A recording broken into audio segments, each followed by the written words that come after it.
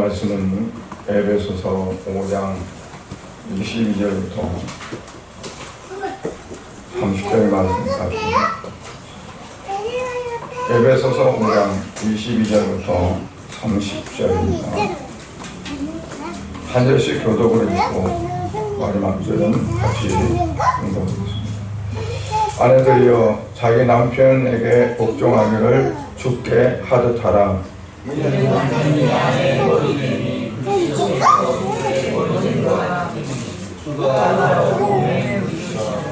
그러므로 교회가 그리스도에게 하듯이 아내들도 범사에 자기 남편에게 복종할지니라.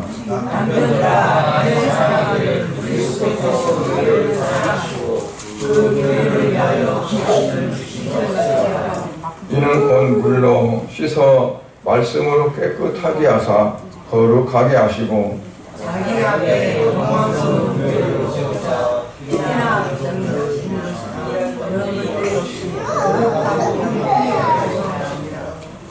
이와 같이 남편들도 자기 아내 사랑하기를 자기 자신과 같이 할지니 자기 아내를 사랑하는 자는 자기를 사랑하는 것이라.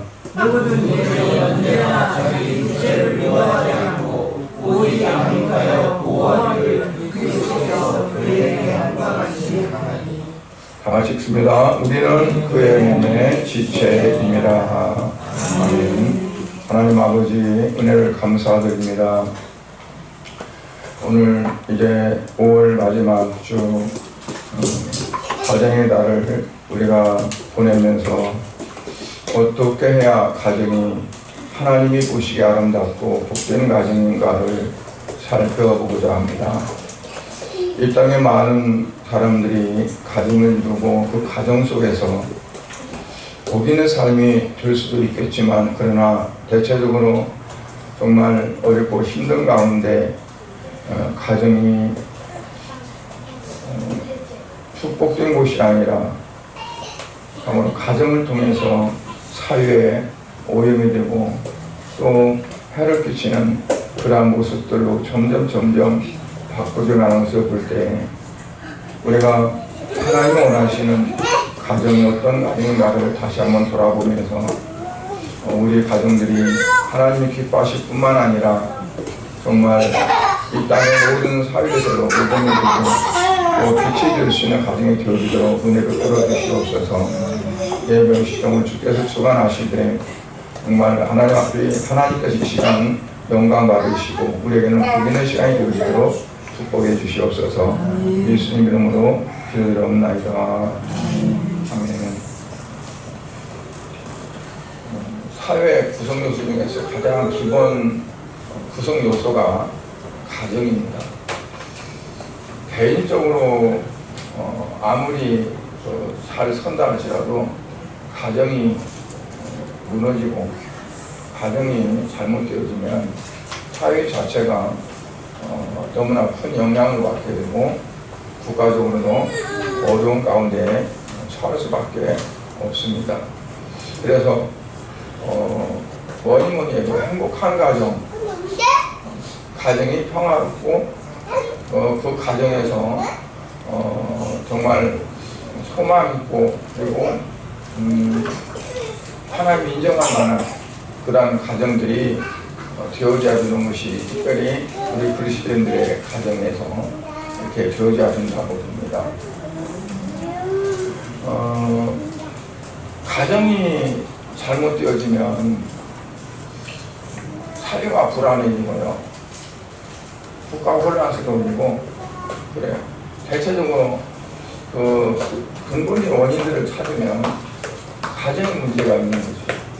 어려서부터 결성 과정으로 자라서 사랑받지 못하고 떠들린다고 증오 대상이 되고 그래서 어려서부터 마음속에 이게 정상적인 그런 감정을 하지 못하고 왜곡된 감정 속에 자라는 사람들 정말 그 전에 보면 저 어렸을 때만 해도 부모들이 뭐 도시일지 모르겠어요. 제가 도시에 안 자라서 시골에 자랐으니까 자녀를 사랑하는가 안 하는가를 분간하지 못할 정도로 그렇게 자녀 정도를 키웠어요. 막 자녀들에게 할 말 못하는 말, 진짜 입에 담지 못하는 욕은 보통 달고 엄마들이 부르고, 자녀들을 많이 낳고 그리고 먹을 것은 부족하고 힘든 생활 속에서 부딪히니까 남편한테는 해결이 못하고 자식들에게 맨날 하다 보니까 이걸 다 그걸 안고 성장하고 크는 거죠. 그러니까 하루도 욕을 안 들으면 귀가 근지럽고 밥을 먹어도 배부르 가지 않고, 우리 집이 그랬다는 게 아니고 우리는 그런 거 없었습니다. 우리 아버지나 어머니는 그런 말을 못했어요. 내가 욕을 들어보지 못했어요.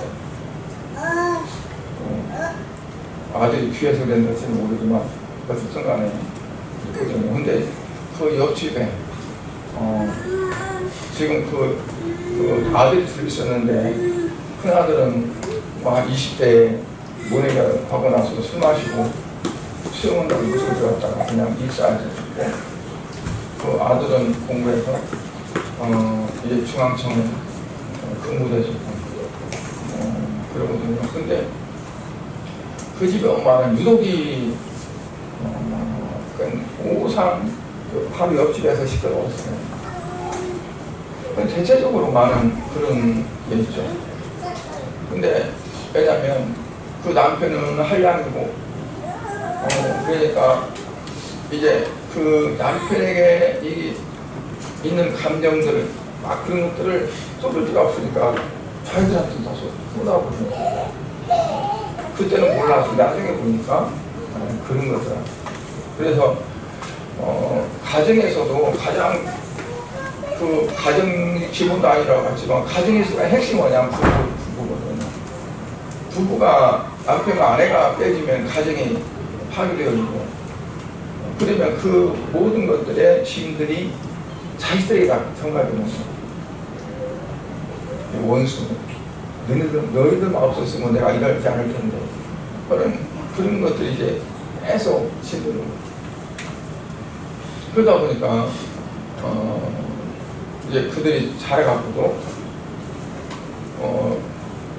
사랑을 베풀지 못하고, 사랑을 받지 못했으니까 사랑을 베풀지 못하고, 좋은 말을 들어보지 못했으니까 좋은 말을 하지 못하고, 그냥 거친 말들을 하게 되고, 이제 그런 세월들이 있었습니다.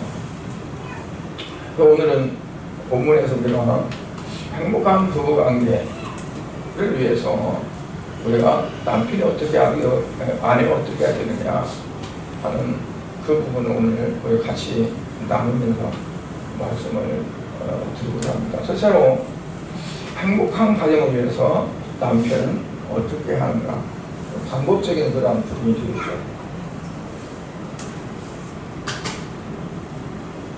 오늘 25절을 보면 뭐라고 말씀했냐면, 남편들아 아내 사랑하기를 그리스도께서 교회를 사랑하시고 그 교회를 위하여 자신을 주신 같이 하라.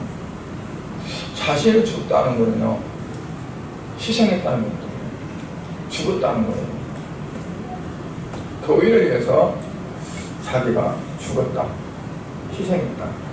그래서 이제 그 교회가 이루어지게 된 거다 하는 거죠.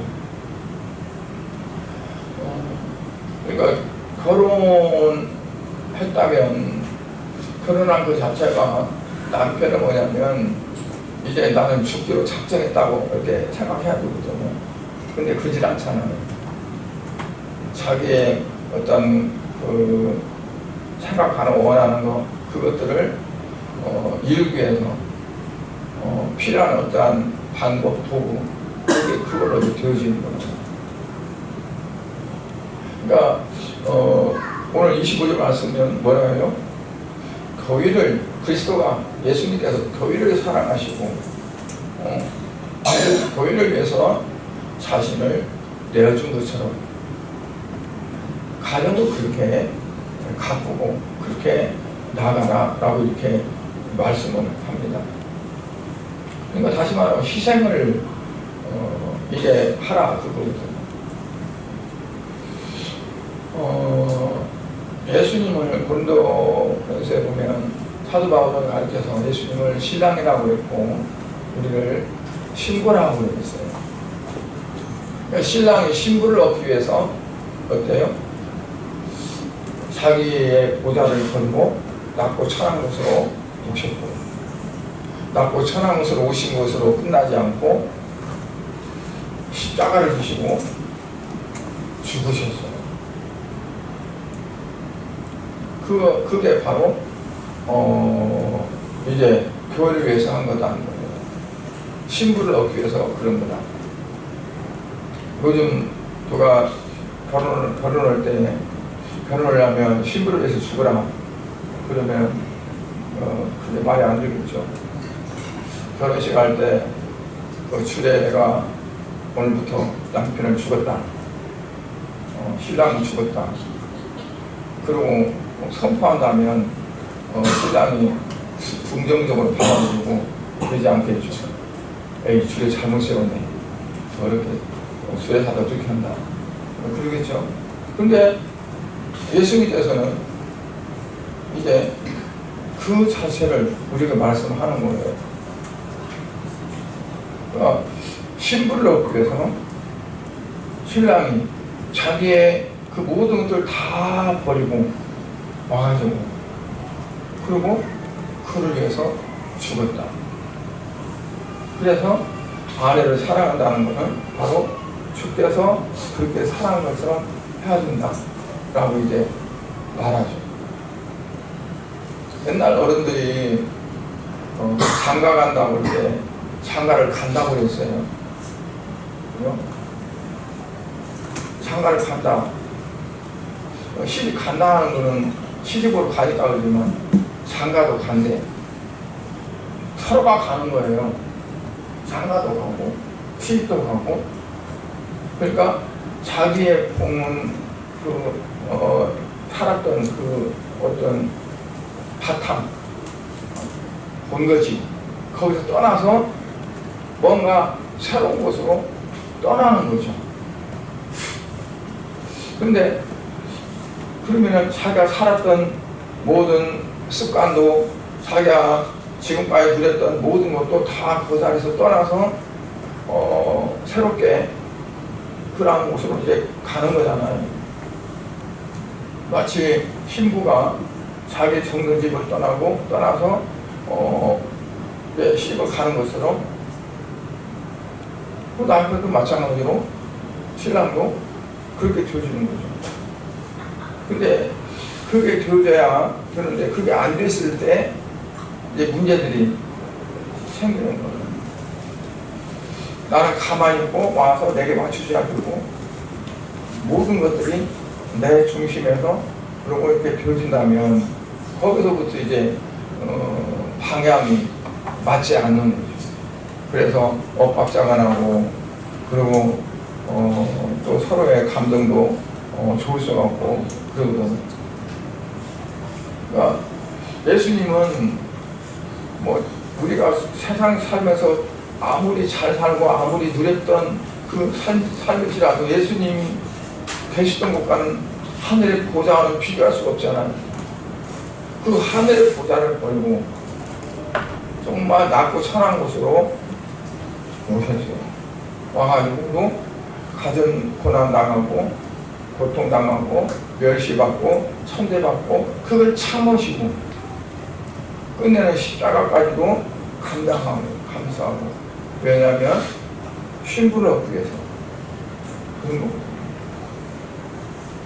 그래서 그 예수님이 우리를 사랑한 그 사랑을 우리가 생각한다면 우리가 아무리 내가 사랑을 한다 할지라도 그거는 이건 비교가 안 되는 그게 되어진다고 봐야 돼요.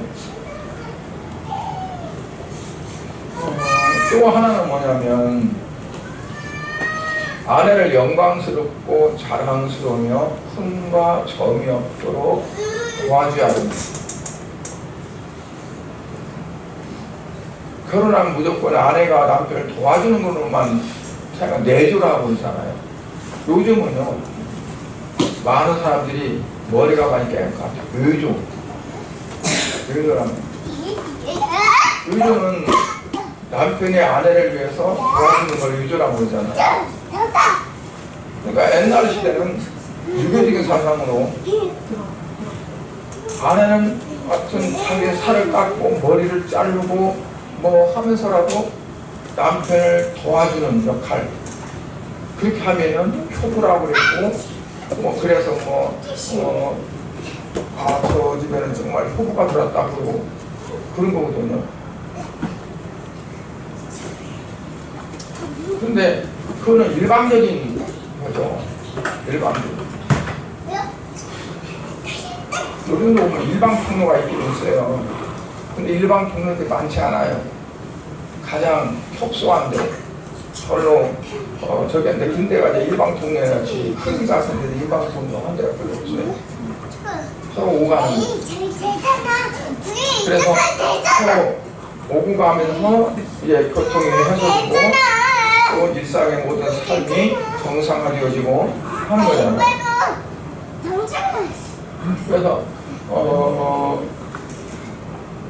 예수님은 우리의 모든 허물을 다 덮어주시고 그냥 우리를 용서해 주시는 거잖아요. 그러니까 출애굽 때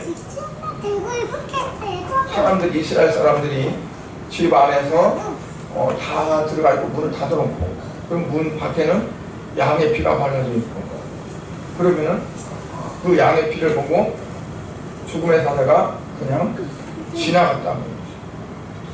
지나갔다.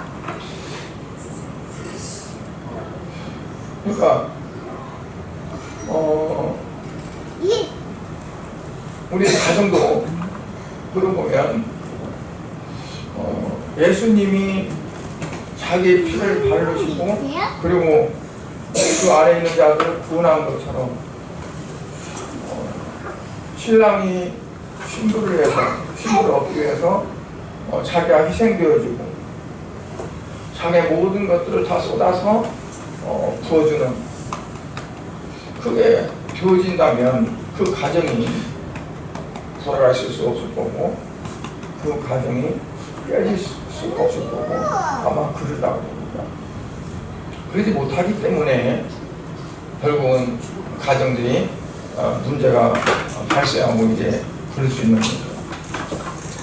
그리고 또 세 번째는 아내를 양육하고 보호하며 귀하게 양육한다. 양육한다. 뭐 어린아이가 양육하고 어떻게 아내도 양육하냐, 그렇게 말할 수 있잖아요. 그런데 부부가 하나가 되어질 때, 부부가 만나서 하나의 가정이 이루어질 때, 결혼하기 전까지는 어떻게 하면, 요즘은 나이로가 돼서 성숙하다고 했지만 옛날에는 결혼을 했냐 안 했냐로 성숙도를 따졌어요. 아무리 나이가 많아도 결혼 안 하면 아직도 어리다고 봤어요. 왜냐하면 이 가정이 어떠한 걸 알지 못해. 그래서 어른 취급받는 거는 결혼한 사람들은 아무리 자기 나이 먹었어도 결혼하지 않으면 상투를 못 뽑았어요. 상투를 뽑지를 못했어요. 그리고 상투 이렇게 쓰를 못했어요. 왜냐하면 결혼하지 못했으니까. 그러니까 결혼을 해야 이제 인생이 진짜 어떤 부분을 안다는 거예요. 그러니까 우리가 결혼한다면 결혼을 하면서부터 배워가는 거예요. 진짜 인생은 뭔가, 진짜 내가 어떻게 잘 살아갈 수 있나, 그런 부분들을 서로 배우려고 해야지. 자기 아는 것 가지고 상대방을 점검하고 다뤄보고. 우리 시찰도 어떤 목사님이 있는데요. 그 목사님은 만나기만 하면은 호적조사예요. 뭐 전세로 있어요? 월세로 있어요? 전세로 있다 그러면 전세는 얼마로 있어요? 뭐 한 달 수입은 얼마 돼요? 쓸데없는 것들 이렇게 물어봐요. 그거를 답변을 지분조사에 어디가 있어요? 그렇잖아요. 뭐 풍성해가지고 막 사랑할 만한 그런 건지 모르지만 그렇지도 않아. 근데 그래서 뭐 도와주거나 보태주거나 그런 필요가 없는데, 그러니까 자기만 알고 상대방 같은 부분을 배려를 안 해. 그러면서 이제 만약에 그 듣는 사람이 이제 조금 시큰둥한다는 거 한다 그러면 또 이제 자기 나름대로는 기분 나쁘다고 이제 그렇게 하는 거죠. 그러니까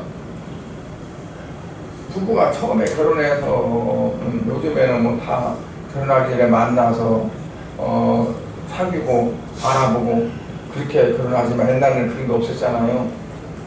얼굴도 못 보고 어느 날 이게 네 아니다, 이게 네 남편이다 그러면 그냥 사는 거지. 요즘 같으면 말도 안 되는 거죠. 근데 그러면서 이제 서로 알아보는 거죠. 알아보면서 자기가 거기서 내려놓고 깨지고 하면서 해야 되는데, 그게 안 되면 이제 문제가 하나 둘씩 나타나는 거거든요. 근데 여기 보면 아내들에게 또 상세 3장 16절에 보면 뭐라 그러냐면, 여자 이르되 내가 네게 임신한 고통을 크게 더하느니 네가 수고하고 자식을 낳을 것이며 너는 남편을 원하고 남편은 너를 다스릴 것이니라. 아내에게서는 뭘 어떻게 해야 되느냐, 아내들에게는 복종하라고 그래요. 복종하라. 남편에게 복종하라. 순종과 복종이 어떻게 달라요? 순종은 처음에는 내가 싫다 할지라도 마음에 수긍을 하고 그냥 따르는 것이 순종이라고 볼 수 있는 거죠. 복종은 마음에 와, 안 따라, 싫어. 그런데 어쩔 수 없이 안 하면 안 되니까 하는 거거든요. 그리고 아내들에게 왜 복종을 하고 했을까요? 남편들 하는 꼬라지 보면, 꼬라지라고 했으면 죄송합니다. 근데 뭐 따를 수 있는 그것도 못 되거든요. 뭐 이래, 니들 집에 왔으면 내가 시집 안 하는지 그런 거예요. 그러니까 정서적으로도 안 맞고 논리적으로도 안 맞고 안 맞아. 근데도 어때요? 따라야 된다. 복종해야 된다. 그거예요. 왜냐하면 남편이 머리라고 했어요. 머리. 그러면 왜 머리는 어떤 거냐면, 이 몸을 움직이고 몸을 이제 활동케 하는 모든 것들이 지휘권이 머리에 있어요. 아무리 육체가 건강한 뇌가 잘못되어버리면, 머리가 잘못되면 다 잘못되는 거고, 여기서 다 지시해. 머리에서 이렇게 내가 자비하겠다 했어도 잡아지는 게 아니라 머리에서 명령하는 거죠. 순간적으로. 그리고 잡아. 그러면 신경이 근육을 움직여가지고 이걸 잡게 만들죠. 근데 만약에 머리하고 이 육체하고 이게 소통이 안 돼가지고 안 된다. 그러면 어떨까요? 그건 큰 병이 되는 거예요. 그러니까 머리에서 판단되고 하는 대로 그냥 그대로 바로바로 전달이 돼야 돼요. 그 병중에서 뭐냐면 이제 신경이 탈수초, 수초라고 하는데 탈수초와 신경이 섬유됐는데, 우리가 전선을 보면은 피부로 쌓이지 않아요. 안전을 위해서도 쌓이지만 이게 전류가 헛되게 나가지 않기 위해서 쌓아놓거든요. 전선이. 근데 이 신경도 그렇게 쌓아졌어요. 여러 가지 이유로 인해서 이 피복이 신경에 그 쌓아진 것들이 손상이 돼요. 그러면 신경 전달이 제대로 안 돼요. 탈 수축하고. 그게 이제 병을 가져오는데 머리에서는 분명히 지시했어. 근데 이게 간 도중에 그 지시가 제대로 전달이 안 돼. 그럼 어떻게 돼요? 내 몸이 정상적으로 되질 않아. 그런 부분들이 가끔 치료 사유다 보면 나타나요. 그런 부분들이 탈수초와 현상이. 그럼 머리는 정상인데 머리에서 지시하는 신경들이 제대로 가지 못해서 손발이나 모든 관계나 그런 것들이 정상으로 안 된다. 그러면 현대의학적으로 그것들을 고칠 수 있는 방법이 별로 없어요. 그러니까 가정도 마찬가지예요. 가정도 머리와 몸통과 이러한 부분이 머리에서 지시하고 주의하는 그런 부분들이 다 조화를 이루어서 벼질 때 이제 아름다운 그런 삶이 되어지는데, 그렇지 못하면 이게 서로 엇장나는 거죠. 이 부분들이. 그래서 아내들에게는 뭐냐면 복종하라, 따르라 하는 거죠. 왜냐하면 하나님이 가정을 주신 것은 가정에 요즘은 뭐 그런 게 어디냐 그러겠지만 성경적으로 보면 그래. 머리가 지시하는, 주관하는 그런 부분에 잘 이루어지는 그것을 이제 말씀하고 있는 거죠. 그렇다고 해서 옳지 못하고 그리고 신앙적인 부분에서 맞지 않는 그런 부분들까지 이제 따라가는 거 아니에요. 그래서 죽게 하듯 하라고 그랬어요. 수 안에서 순종하는, 죽게 하듯 하라. 전주에 있을 때 어떤 그 권사님이 집사 때인가 평소 때인가 새벽마다 교회를 갔다 오니까 제가 남편이 술 마시고 맨날 온 동네 다 쫓아다니고 그런 사람인데 이제 새벽에 꼭 교회 갔다 가면 못 가게. 그리고 문을 잠그나요. 대문이 있었으니까. 그러면 이 대문을 넘어서 들어와. 나갈 때는 열고 들어가다가 올 때는 못 들어오고 담을 넘어서 담장에서 월장에서 이제 들어오랬어요. 하루는 남편이 지키고 있다가 딱 잡아가지고 바닥에다 뉘어놓고 칼을 빼가지고 목에다 대고, 너 이제 교회 갈래 안 갈래? 교회 간다면 너 죽고 나 죽는다. 그러면서 막 위협하는 거죠. 칼을 가지고. 그때 어떨까요? 여러분 같으면 어떨까요? 그 위기에 닥쳤을 때 그래도 갔다 볼까요? 근데 그분은 어떠냐면 뭐라고 하냐면 그래 그냥 죽여. 나 어차피 나는 죽으면 천국 갈 텐데 나는 가장 내가 마음에 아픈 것은 당신이 지옥 갈 거니까 너무 마음이 아프다. 나는 지금도 나는 천국 가. 그러니까 죽이려면 죽여. 여기 남편이 하도 어처가 없으니까 이 칼을 갖고 있다 칼을 놓쳐버리대. 그러고 교회 가는 거를 허용했어요. 그리고 남편이 교회를 온 것이 아니라 나중에 못 걸으니까 다른 사람 업혀가지고 교회로 오더라고. 자기 말로 못 오고 업혀서 와요. 이제는 뭐 어떻게 했습니까? 교회로 가야 내가 산다 생각하고 그 아들이 신학교 가가지고 그때 박아론 박사가 이제 그 신학을 나누고 그랬어요. 그러니까 그 어머니의 그 신앙이 남편도 결국 나중에 돌아왔고 그리고 아들은 신학 가서 목회자가지고 그랬어요. 그러니까 어떤 신앙적인 그런 부분이 이제 뭐 그런 부분에서는 어쩔 수 없죠. 양볼 수 없으니까. 그럼 그거는 내가 죽더라도 하나님 앞에 간다 하는 그런 결단이 없었다면 그 집이, 그 가정이 구원받지를 못했다고 해요.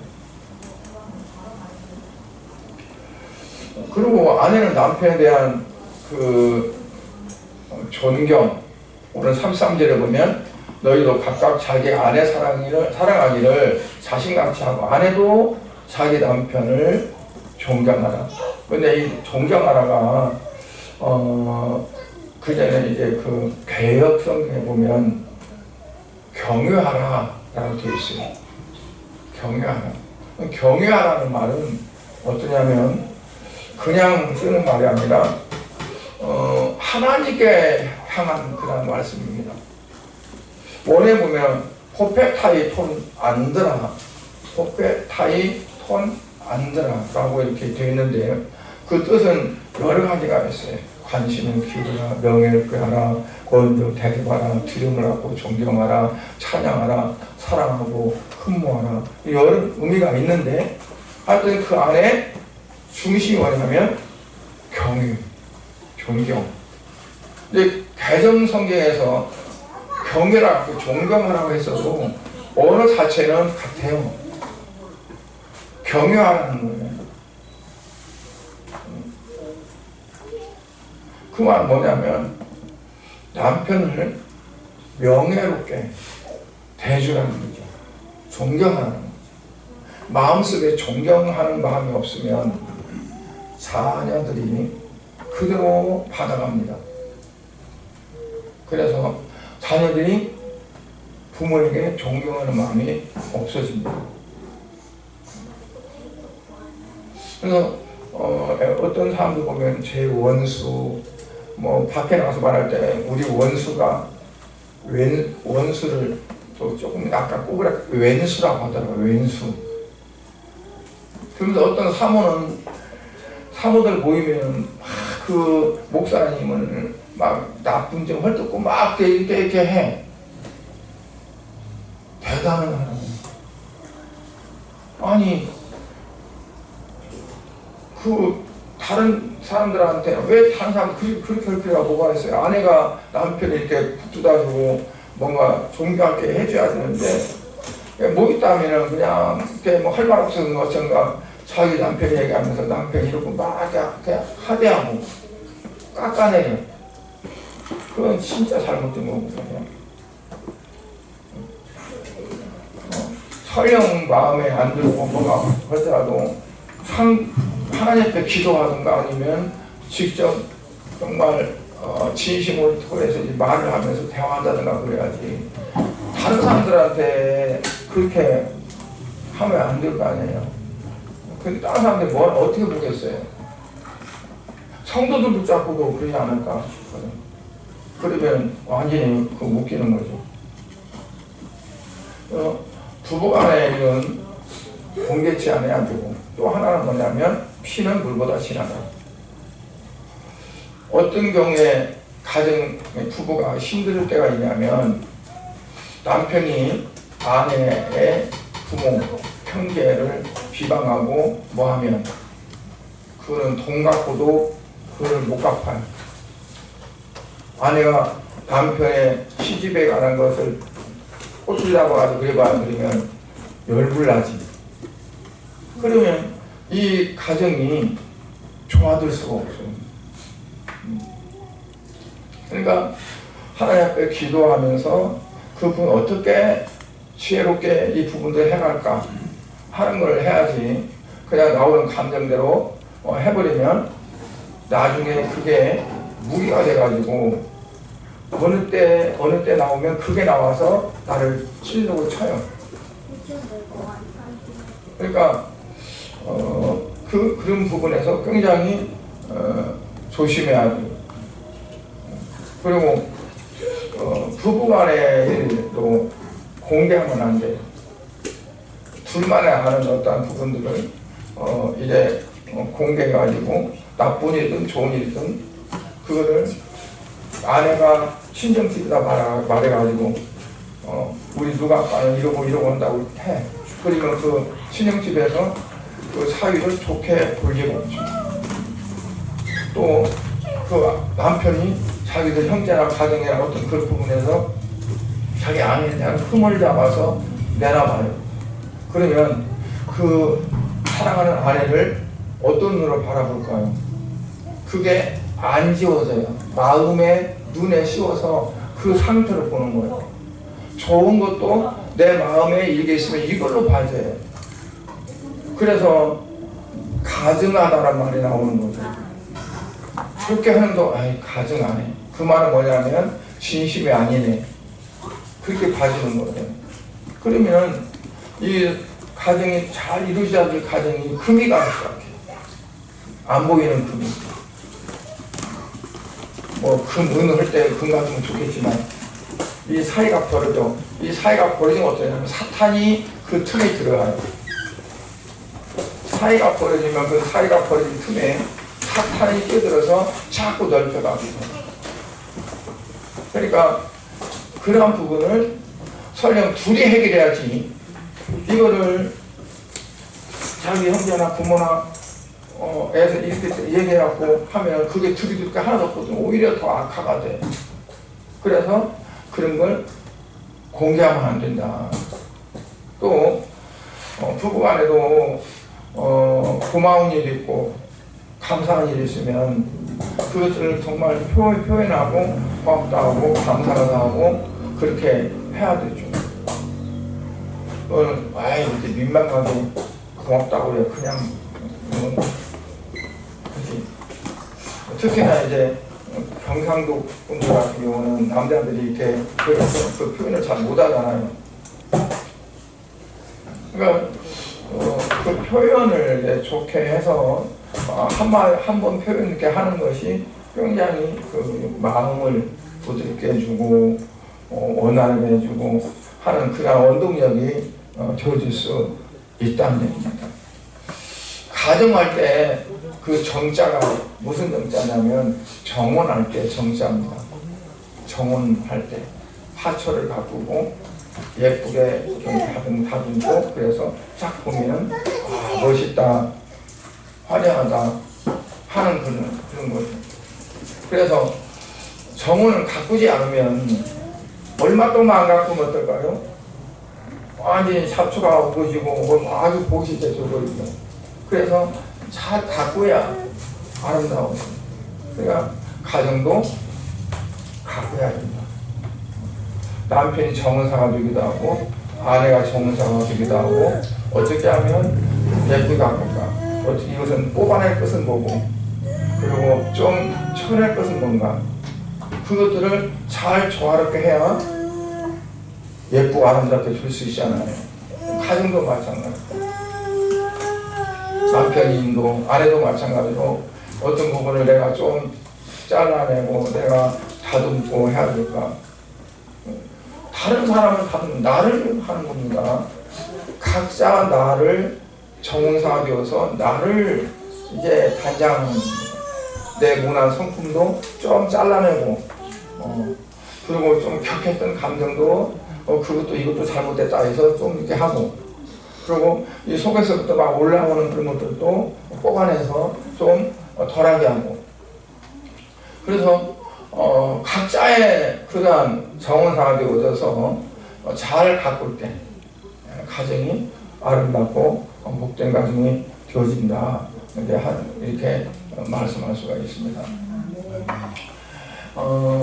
그래서 오늘은 정말 가정의 날이기 때문에 어떻게 하면 가정이 참 아름다운 복 있는 가정이 될까. 하나님께 기도할 때 하나님 우리 가정에 복을 주세요. 우리 가정이 잘 되게 해주세요. 막 그렇게 기도를 할지언정 내가 나서서 나를 정돈하고 또 그러니까 내가 먼저 정돈되어지고 내가 먼저 다듬어지면 상대방도 그걸 보고 다듬어져요. 정돈돼요. 근데 나는 그냥 놔두고 정원하는 가위 들고 보이는 걸 하는 거야. 그래가지고 아내가 하는 거 자르려고 그러고 이거다 치즈고 그래 보세요. 그러면 대박 터지죠. 그러니까 내가 나를 정사하게 나를 잘라내고 나를 관리하는 거예요. 남편이 아내를 하고 아내가 남편을 하고 하면 그거는 더 격화되죠. 내가 얼마큼 나를 잘 감정도 조절하고 또 뭐 또 이렇게 하고 막 하면서 되느냐, 그러면 상대방이 더 잘 알아요. 아, 고치려고 애쓰고 있구나, 뭐하구나, 나도 그래야지, 그렇게 들으시는데 자기는 할 거 다 하면서 막 그래봐요. 그러면 반항심이 나오고 막 격한 감정이 나오고 되죠. 그러니까 우리가 주님 앞에서 정말 나를 바라보면서 내가 얼마큼 더 죽여야 될까, 내가 얼마큼 더 나를 쳐내야 될까. 사도 바울은 날마다 자기를 쳐서 걱정시킨다 했는데, 우리가 얼만큼 주님 앞에 엎드리고 또 내 자체를 들춰보면서 내가 얼마나 이것들을 버릴 것은 버리고 그래야 될까. 어떻게 보면 쓰레기통에 가득 담아놓고 있는 것처럼 우리 안에 버려야 더러운 것들 얼마나 가득 담아놓고 사는가 하는 걸 우리가 보면서 그것들을 정리하고 치우는 그 작업이 내가 다른 사람을 하는 것이 아니라 내가 나를 스스로 할 수 있는, 그게 되어질 때 우리의 가정들이 아름답고 복된 가정이 되어지라고 봅니다. 기도하겠습니다. 하나님 아버지, 주님의 은혜를 감사드립니다. 오늘 이제 가정에 대해서 말씀을 나눴습니다. 우리가 말은 잘해도 정말 우리 가정을 내가 얼마큼 소홀히 하고 내가 다듬지 못하고 내 자신을 이제 정사처럼 그렇게 갖고 있는지 되돌아보면 부끄럽고, 그리고 정말 아버지 앞에도 죄송할 뿐입니다. 그런데 우리 성도들이 이번 계기를 통해서 나 자신들을 보면서 내가 그동안 너무했구나, 내가 너무나 거칠었구나, 내가 너무나 함부로 했구나, 내가 너무나 교만했구나 하는 것을 볼 수 있는 그런 눈이 열려져서 참으로 가정을 아름답게 꾸미고 나를 다듬을 수 있는 정원사가 되어주시고 은혜를 풀어 주시옵소서. 그래서 우리 양문교회 모든 성도들의 가정은 그걸 항상 웃음꽃이 피우고, 그리고 정말 화기애애한 그러한 가정들이 다 되어지도록 축복하여 주시옵소서. 예수 그리스도 이름으로 기도드리옵나이다. 아멘.